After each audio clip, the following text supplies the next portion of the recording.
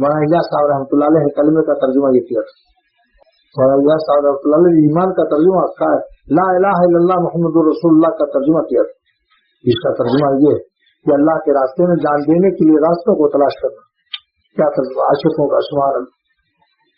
آج اسی لیے تبلیغ انہیں کی اخلاص ہے کہ تبلیغی جماعت سارے عالم میں تھا پھیلی چلی جاتی. یبتغون فضلا من اللہ ورضوانا، اللہ تعالیٰ کی خوشیوں کو اور اس کے فضل کو تلاش کرتے رہتے ہیں، سنتے رہتے ہیں کہ میں کیا عمل کر لوں کہ اللہ تعالیٰ خوش ہو جائے.